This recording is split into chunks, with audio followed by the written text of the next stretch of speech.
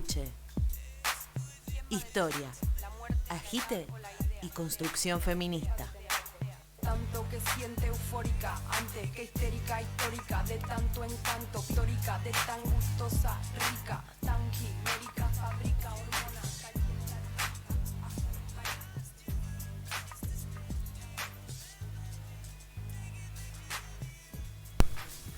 Bueno, ¿cómo les va? Bienvenidos a Lucha y que se escuche.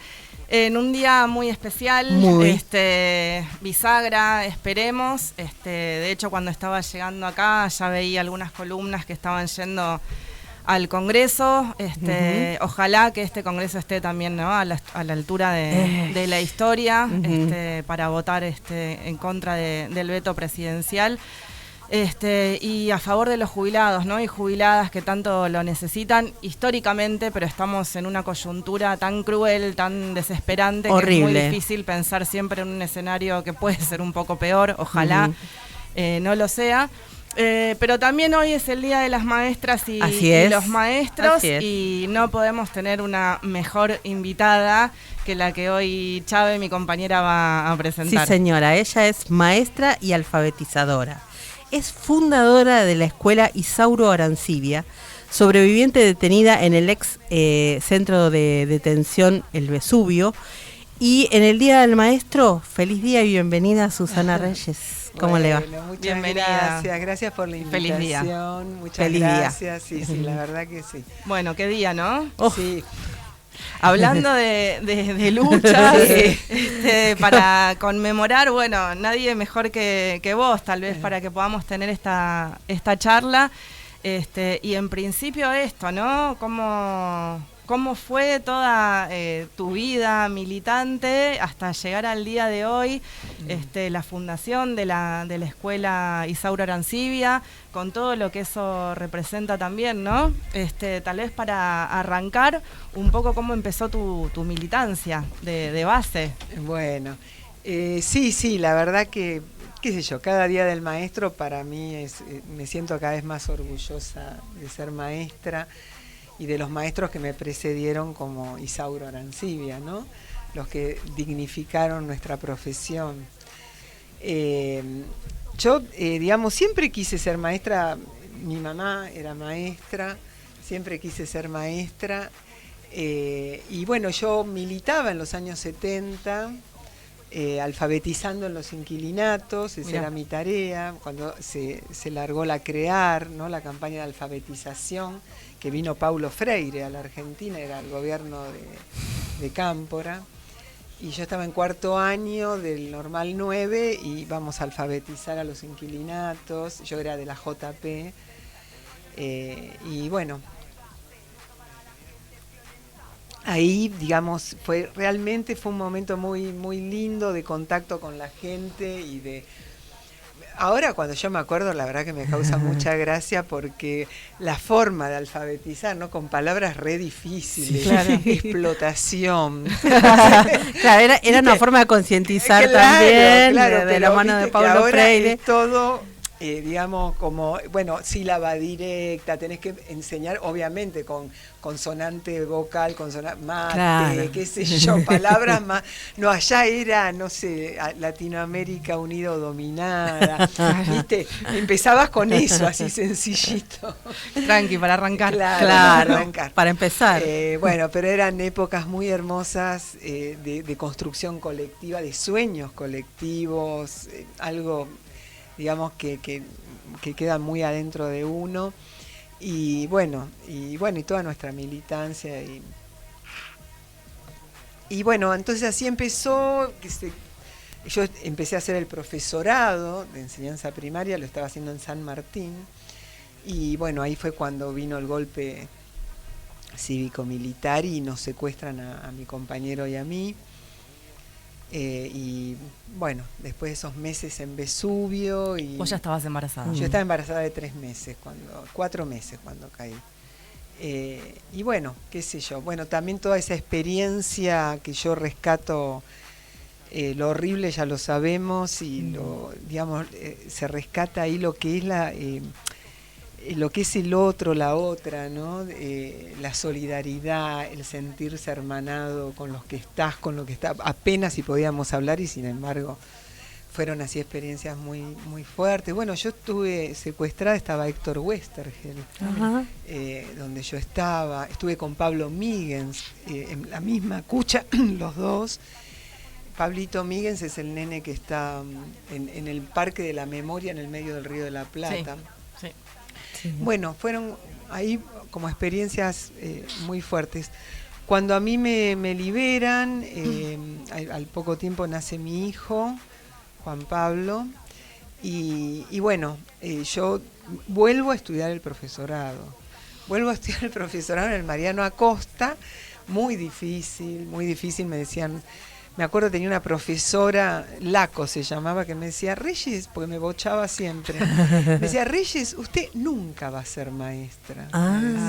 Divina. Claro, porque en ese momento, viste, había, te hacían la ficha, quién eras, que yo tenía un hijo, era madre soltera, porque no estábamos casados legalmente con Osvaldo, y bueno, lo anoté a mi nombre, a Juan. Entonces no podía ser maestra porque era madre soltera. Entonces me decía que yo nunca iba a ser maestra. Bueno, acá estoy. Acá está. Muy bien, muy bien. Hola, Laco, si estás ahí. Claro. Un besito. Y eso, y una cosa que se me ocurría, digo, que cuando armamos la entrevista lo pusimos acá, pero también se me ocurre preguntártelo ahora, ¿no? Después de todo ese horror, de toda esa situación que vos viviste, ¿cómo volviste a la militancia, ¿no? Ahí luego de estar secuestrada y, como bien decís, siendo sola, entre comillas, con un hijo. Claro. Bueno, yo después de eso, digamos, todo o sea, toda esa parte que siguió, ya ahí me largan en septiembre, el 16 de septiembre del 77, me secuestran el 16 de junio, dos fechas emblemáticas. Sí, tal cual. Y me liberan el 16 de septiembre, no solo por la Libertadora el 16 de septiembre, sino porque es mi cumpleaños. Claro. O sea que yo nací 2 veces, porque yo ni sabía que era el día que me no sabías soltaron, qué día no sabía era. ni qué día. No sabías qué día era, claro. Bueno, yo volví a hacer el profesorado, ahí volví a juntarme con otros compañeros y compañeras con los cuales podía hablar de que yo había estado secuestrada, porque no lo podía decir. Entonces, siempre eso, ¿no? Es lo que rescato de mi vida, de la vida, el tema de los otros, las otras, ¿no? El poder, el amucharse, el volver a pensar juntos, el volver a... Y bueno, creo que eso es lo que a mí me lleva de vuelta, porque, bueno, me recibí y bueno, y la idea era difícil criar un hijo sola, no tenía un mango. Tenía que laburar en escuelas privadas porque para entrar en la pública eran suplencias y yo tenía que pagar un alquiler. Claro. Entonces era difícil, bueno, hasta que finalmente lo pude hacer y empecé a trabajar en centros educativos de jóvenes y adultos, que es lo que yo quería, alfabetizar a adultos, pero del Estado. Son centros educativos que dependen del área del adulto y del adolescente. Y ahí es que en el 1998, me mandan a abrir un centro educativo, porque esos centros educativos del Estado se abren en instituciones que te alojan. Claro. La CTA Nacional, que estaba en Piedra 766, estaba en Independencia 766, pide al Estado un centro educativo para la población, para las chicas de Amar y el MOI. Y me mandan a mí como maestra. Ahí es donde nace el Isauro. Cuando uno, digamos, los maestros de centros de adultos tenemos la posibilidad de ponerle un número, el nombre de la institución que te aloja o un nombre que quieras. Tiene ese privilegio el maestro de centro. Entonces le puse Isauro. Lo elegiste vos. Claro, cómo no. Y bueno, y ahí empecé con las chicas de Amar. La primera fue Elena Reinaga, la primera alumna, que era la presidenta de Amar. Y con ellas me dijeron, mira, Susana, hay muchas de ellas laburaban en Constitución, hay un montón de pibes que viven en la calle, los años 90, Claro. Y que no saben ni leer y escribir, y son grandes, y que yo le digo, bueno, vamos a buscarlo. Lo fuimos a buscar a Constitución con ella, y estaban metidos como en unos unos agujeros que había en las paredes, como unos nichos, ¿viste? Así, para adentro. Así hechos un bollito de costado, y la gente pasaba millones de hormigueos por Constitución, y nadie los veía, ¿no? Y a mí eso me impactó, de manera que me hacía acordar a mis compañeros en los centros clandestinos, cuando, digamos, nada, la vida seguía, y nadie hacía nada, nadie se paraba a decir, pará, ¿qué está pasando? Sí, en el medio de un barrio, entonces, bueno, ahí me agaché, los agarré, le dije, miren, hay una escuela que los está esperando, tienen que venir mañana, qué sé yo. Y al otro día vinieron dos, mis primeros alumnos de la calle, que eran Luis y Analía, y así empezó la escuela. Qué lindo, qué historia, ¿no? Sí, muy hermosa. Y bueno, y todo lo que eso me implicó a mí como maestra, todo lo que me implicó como maestra, tanto las chicas de Amar y Elena Reinaga, cuando ella, semejante mujer, luchadora, se asoma y me dice, con un cuadernito y un lapicito, me dice, se asoma y dice, ¿vos sos mi señorita? Mi vida. Qué lindo. Eso. ¿Y cómo fue, no? Toda esa primera etapa, porque me imagino que seguramente haya sido muy difícil combinar el estudio para pibes o pibas o gente adulta que está viviendo en una situación tan vulnerable, sin ningún tipo de herramienta seguramente, pero que vayan y banquen su lugar en una escuela, y vos también, ¿no? Y el resto de los docentes, las docentes, cómo también poder manejar esa situación. Claro, en ese momento estaba yo sola, digamos, cuando empecé, ¿no? Pero como los chicos venían en ranchadas, o sea, rápidamente mandan otro maestro para abrir 2 centros. Nosotros nunca nos fuimos dividiendo, sino que fuimos sumando. Entonces hicimos como dentro del mismo centro educativo 2 espacios, uno para los que empezaban, y así se armó el Isauro, ¿no?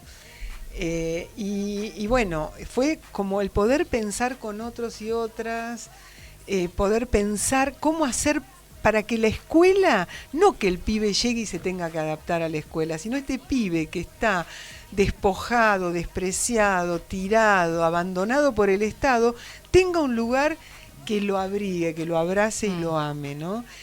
Eso es, que la escuela se adapte a esa realidad, ¿no? No una escuela rígida. Entonces pasan las generaciones de fines del siglo, no, del milenio anterior, desde el fin del anterior, y digamos, y la escuela sigue rígida y todo lo que pasa se tiene que acomodar, sino que la escuela abrace, se acomode a este sujeto que digamos que el Estado abandonó, ¿no? Alguna vez leí en una nota que vos diste que, bueno, también en esto de ir como adaptando la escuela a esas vidas, bueno, también se tenían que armar reglas, ¿no? De convivencia, para que lo que estaban ellos o ellas viviendo en la calle no se traslade a la escuela. Digo, las formas de vincularse no se trasladen a la escuela.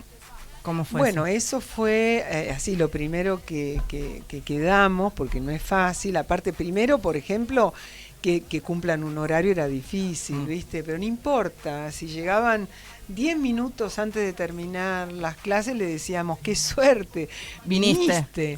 ¿Viste? Claro. Entonces ya era como incluir, estar, ¿no? Y nosotros le dijimos, bueno, mira, el tema es así, la escuela no es la calle.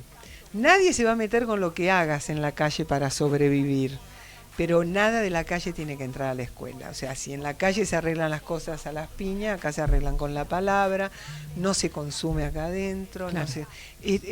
Llegamos a ese acuerdo, digamos, de respeto mutuo, porque ese es el tema, ¿no? Claro. Porque, sí. Y cómo la escuela también ahí forma parte de la construcción de esos trayectos de vida, porque también la escuela intentaba que la calle no sea un recurso, ¿no? Claro, Digo, claro. La calle nunca tiene que ser una opción para vivir. Por supuesto que no, claro. Entonces sí, totalmente. Y yo creo que en esa relación que tuvo esta escuela con estos pibes, ¿no? O sea, pibes que buscaban un destino, digamos, y estos maestros que abrazaron. Bueno, se pudo lograr esto que hoy es, ¿no? Que empezó hace 26 años con una maestra, no sé, 15 estudiantes, y hoy es una escuela que lleva más de 1000 estudiantes, que no lo digo con alegría porque quiere decir que estamos mal.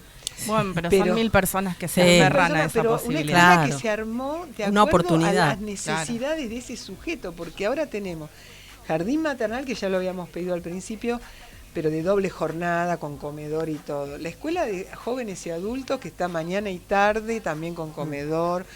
Después tenemos el secundario articulado con la Universidad de Avellaneda.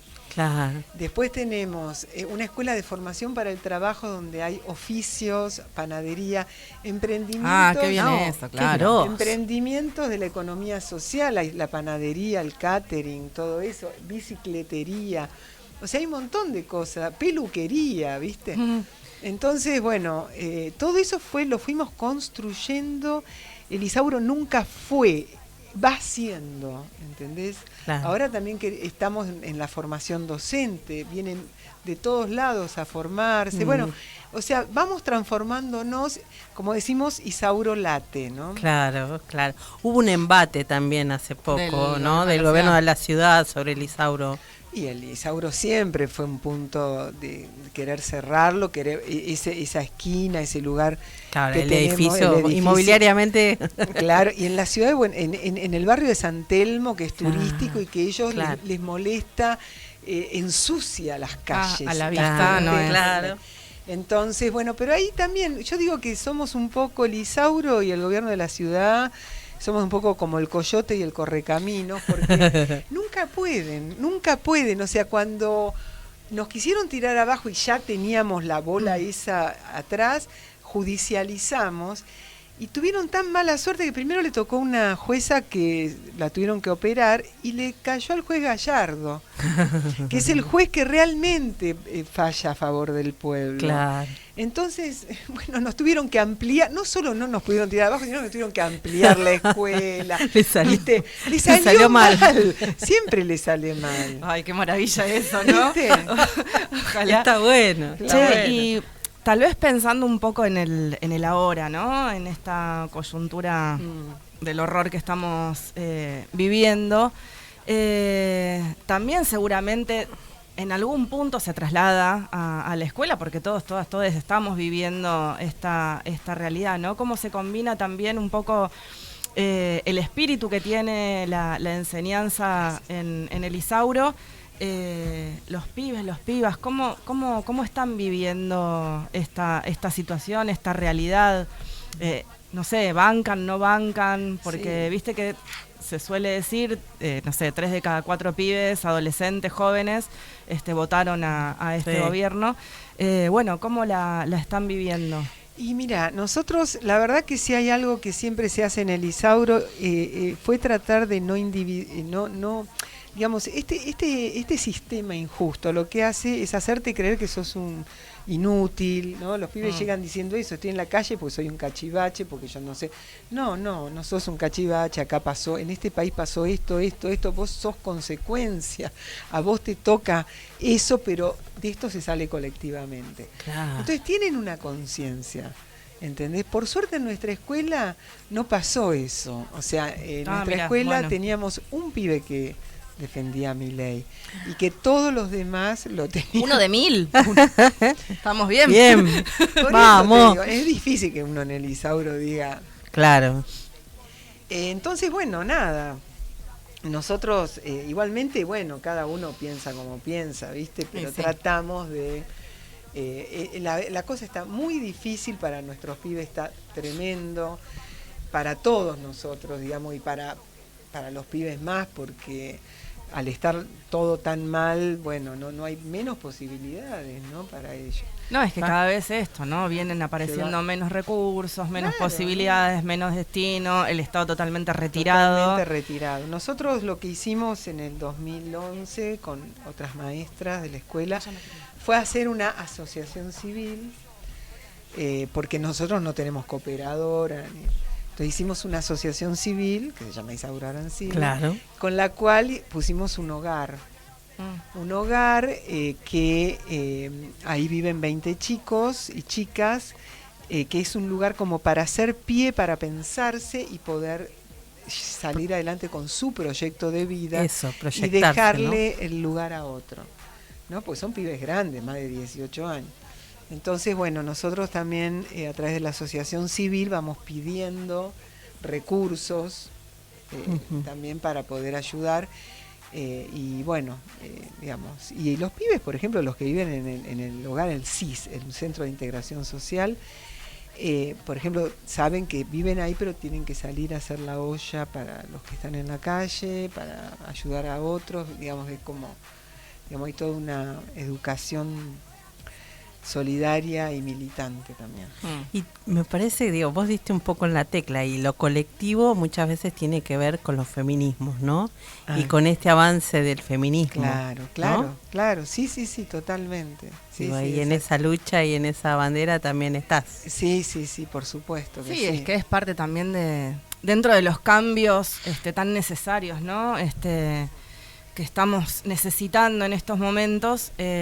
Yo coincido, digo, tienen que venir de la mano de una transformación estructural de la historia que venimos transitando como humanidad, te diría, claro. Como país en particular, de evidentemente ciertos gobiernos, ciertas estrategias, ciertas formas de vincularnos que evidentemente nos llevaron a un fracaso, a una derrota tremenda, y que tienen que poder venir de la mano de una transformación. Yo en lo particular, y creo que es nuestra mirada colectiva, es desde los feminismos transformadores, claro, sí, que vienen justamente a romper con todas esas raíces del patriarcado, sí, básicamente, que tienen que ver con una transformación cultural, ¿no? Que no es únicamente las mujeres o las diversidades sexuales, sino es una forma de vincularnos entre todas, todos y todes, y vivir de otra manera, ¿no? Y que la vida sea digna de ser vivida para todas las personas. Que bueno, es lo que tanto nos está costando, pero que de todas maneras está claro que por algo este gobierno también viene, ¿no? A atacar específicamente. Sí. Fue de las primeras cosas. Sí, totalmente. Cerró el ministerio. Y a mí me gustaría tal vez una reflexión tuya, también pensando en todo esto, ¿no? En los momentos que estamos viviendo. Primero, ¿qué le dirías a esa piba que fuiste, que empezaba a estudiar para ser docente, que empezaba a militar, con todo lo que pasó después, ¿no? La dictadura, tu detención, la desaparición de tu compañero, y lo que estamos viviendo ahora, ¿no? Porque, no sé, a mí se me ocurre, digo, es tan necesario volver a esas raíces, tan importante fue la militancia de ustedes, de mis padres, de los 30.000 desaparecidos. Tanta falta nos hacen, ¿no? Pero ¿qué le dirías a esa piba que fuiste después de todo lo que transitaste? Y yo le diría que, bueno, le agradecería que haya avanzado a pesar del miedo, que haya seguido los sueños, que haya vuelto a... Porque yo siempre le digo a los maestros del Isauro, que el Isauro... O sea, en realidad es un legado a nuestros 30.000 compañeros y compañeras, que es ese pedacito de sueño que nosotros tuvimos y que, digamos, que es para ellos y ellas. Es lo que yo aprendí de todos mis compañeros cuando era chica, porque yo era chica y lo tengo en el corazón, digamos. Son ellos los que me guían, es Osvaldo y todos los demás, ¿no? Y cuando yo veo que hay estudiantes del Isauro que están en la universidad, cuando el sistema les tenía preparadas la calle, la muerte y toda esa miseria, yo les agradezco a ellos, digamos, ¿no? Claro. Y les doy ese legado. Esto es para que vean que era posible, claro, que es posible hacerlo, ¿no? Sí, pero es posible también con personas que se comprometen, sí, como vos, si no sería... posible de ninguna manera. Me emociono yo, nos emocionamos todas, la vemos en Susana y es como, ay, tremendo. Pero bueno, la verdad es que nos parecía muy importante, ¿no? Tenerte un día como hoy. Nos vamos al Congreso ahora porque la lucha no termina. No, porque los viejos nos necesitan. ¿Qué te parece? Los viejos y las viejas nos necesitan tanto, exactamente. Y tal vez para cerrar, en algunas pocas palabras, ¿qué es la docencia y qué es la militancia para vos? Bueno, las dos cosas se suman porque que los maestros, digamos, me parece que tienen que tener en claro que, como se dice, ¿no? Que maestro luchando también está enseñando. Y que es eso lo que tenemos que enseñar, que estamos... mira, hay una cosa que dice Adriana Puigros, que la escuela es la plataforma desde donde construir la patria. Entonces, esa escuela que tenemos que pensar, ¿no? ¿Qué escuela, qué patria queremos? Y esa es la escuela que tenemos que tener. Eso lo tienen que saber los maestros, que si hay algo que también sirven, decía que el talón de Aquiles del neoliberalismo es la escuela pública. Claro. O sea, porque ahí no se pueden meter, ¿entendés? Claro. Entonces, eso es lo que tenemos que tener conciencia los maestros, que nosotros tenemos fortines en las escuelas y que desde ahí podemos cambiar la historia, ¿no? Eso. Bueno, me vuelvo a emocionar de una manera. No, y la verdad es que cerrar de esta manera en un día tan complejo como el que vamos a atravesar hoy, la verdad a mí me llena de orgullo por un lado, de esperanza por otro, y esto que decía antes, ¿no? Tenemos ejemplos como es tu caso, y no, de verdad, son ejemplos muy valiosos porque son los que de alguna manera nos fortalecen para seguir luchando a pesar de todo, ¿no? Digo, a pesar de todas las derrotas que venimos teniendo, de las que tuvimos antes, de las que estuvieron nuestros padres, nuestros abuelos, bueno, ahí hay una esperanza, no se puede, a pesar de la crueldad del camino muchas veces, vale la pena porque hay ejemplos que nos llenan de vida. Y nos llenan de ganas de seguir luchando, ¿no? Y vos sos un claro ejemplo de eso, así que muchísimas gracias, Susana, querida compañera. Y cerramos, nos vamos al señor, nos Congreso. Vamos al Congreso con toda la esperanza, con esa pedagogía de la esperanza que nos mostró Susana recién. Exactamente así. Vamos a ir. Muy bien, gracias. Muchas gracias. Muchas gracias.